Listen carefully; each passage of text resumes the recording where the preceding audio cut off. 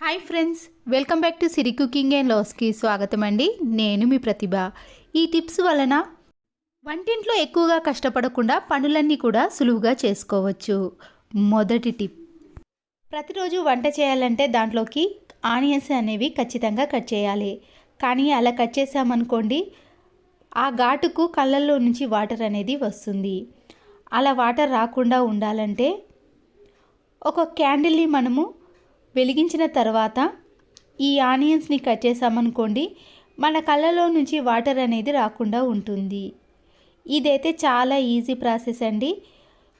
ఇలా మనం చేసామనుకోండి, ఎన్ని ఆనియన్స్ అయినా సరే చాలా ఈజీగా కట్ చేసుకోవచ్చు. ఎక్కువగా ఆనియన్స్ కట్ చేయాలన్నప్పుడు ఈ టిప్ని ఫాలో అవ్వండి. సెకండ్ టిప్, మన ఇంట్లో ఉండే ఎలాంటి అద్దాలైనా సరేనండి, డ్రెస్సింగ్ టేబుల్ అద్దమైనా ఇలాంటి గోడకేసే అద్దాలను ఈజీగా క్లీన్ చేయాలంటే ముందుగా ఒక గిన్నెలోకి వెనిగర్ని తీసుకోవాలండి. ఎలాంటి వెనిగర్ అయినా సరేనండి. నేను దీంట్లో చిల్లీ వెనిగర్ ఉంది కాబట్టి చిల్లీ వెనిగర్ని యూజ్ చేసి దాంట్లో కొన్ని వాటర్ని కూడా యాడ్ చేసుకోవాలి. ఒక టిష్యూ పేపర్ని తీసుకొని ఈ టిష్యూ పేపర్ని ఈ వెనిగర్ వాటర్ కలిపినాం కదా దాంట్లో పూర్తిగా తడిపేసిన తర్వాత మన ఇంట్లో ఉండే ఎలాంటి అద్దాలనైనా క్లీన్ చేసుకోవచ్చు. చూసారు కదండి, ఇలా వెనిగర్తో క్లీన్ చేసిన తర్వాత ఒక పొడి క్లాత్తో తుడిచేస్తే సరిపోతుంది. అప్పుడు మనకి ఈ అద్దాలు అనేవి చాలా క్లియర్గా నీట్గా కనబడతాయి. థర్డ్ టిప్, ఫ్రిడ్జ్లో మనము ఏవైనా స్టోర్ చేసుకోవాలంటే ఎక్కువ రోజుల పాటే స్టోర్ చేసుకోవచ్చండి. కానీ ఇంకా ఎక్కువ రోజులు స్టోర్ చేసుకోవాలన్నప్పుడు ఇలా బాక్స్లో ఏదైనా కాటన్ క్లాత్ని వేసిన తర్వాత మనం ఇలా కూరగాయలను స్టోర్ చేసుకున్నామనుకోండి, అవి ఇంకా కొన్ని రోజుల పాటు ఎక్కువ కాలం నిల్వ చేసుకోవడానికి వీలు ఉంటుంది.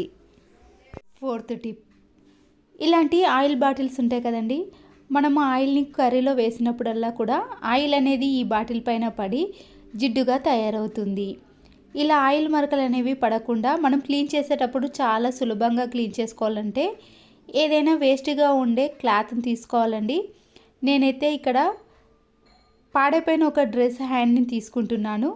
మీరు ఈ ప్లేస్లో పాత లెగ్గిన్స్ని కూడా తీసుకోవచ్చు. ఇలా మనం ఫస్ట్గా బాటిల్ సైజుని చూసి ఎక్కడి వరకు అయితే ఉందో అక్కడి వరకు మాత్రమే కట్ చేసుకోవాలి.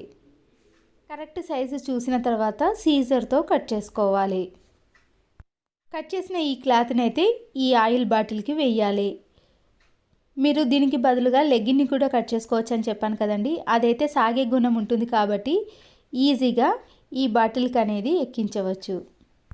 ఈ ఆయిల్ బాటిల్ అనేది మనం రోజు కర్రీలో యూజ్ చేసాం కాబట్టి ఆయిల్ అనేది బాటిల్ పైన పడకుండా క్లాత్ అనేది అబ్జర్వ్ చేస్తుంది కాబట్టి కొన్ని రోజుల తర్వాత మనం క్లీన్ చేసుకుంటే కూడా చాలా ఈజీగా క్లీన్ చేసుకోవచ్చు. జిడ్డు అనేది ఎక్కువగా పడకుండా ఉంటుంది. ఆ తర్వాత మనం ఈ క్లాత్ను ఒక్కదాన్ని క్లీన్ చేసుకుంటే సరిపోతుంది. చివరి యూస్ఫుల్ టిప్ని కూడా చూడండి. ఒక గ్లాస్లో వాటర్ని తీసుకొని ప్రతిరోజు మనం టీ పెట్టుకుంటాం కదండి, టీ పౌడర్ని ఈ గ్లాస్లో వేయాలి. ఒక టీ స్పూన్ తీసుకొని ఈ టీ పౌడర్ని ఈ వాటర్లో బాగా కలిసేటట్టు కలుపుకోవాలి. ఇలా కలిపినప్పుడే మనకి టీ పౌడర్ అనేది అర్థమవుతుందండి. మంచిదా కాదా తెలుసుకోవాలంటే ఈ టిప్ అనేది ఫాలో అవ్వాలి. టీ పౌడర్ అనేది బాగా లేదనుకోండి, ఇది కలర్లోకి వచ్చేస్తుంది.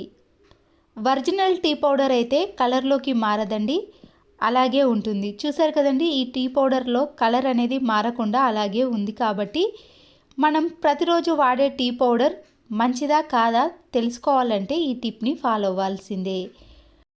బయట టీ తాగామనుకోండి, ఒక్కొక్కసారి టీ పౌడర్ వేశారనుకోండి, అది వెంటనే కలర్లోకి వచ్చేస్తుంది. అలా చిక్కగా మంచి కలర్లో ఉంది కాబట్టి టీ అనేది టేస్టీగా ఉంటుందని మనం అనుకుంటాం. కానీ అది అంత ఒరిజినల్ కాదండి. టీ ఎప్పుడు పెట్టినా కూడా టీ పొడి వేసామనుకోండి, అది కలర్లోకి రాలేదంటే ఇది ఒరిజినల్ టీ పౌడర్ అని తెలుసుకోవాలి.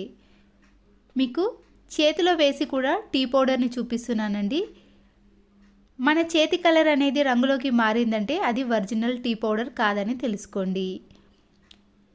ప్రతిరోజు టీ తాగే వాళ్ళు ఇలా ఒక్కసారి చెక్ చేయండి, మీకే అర్థమవుతుంది.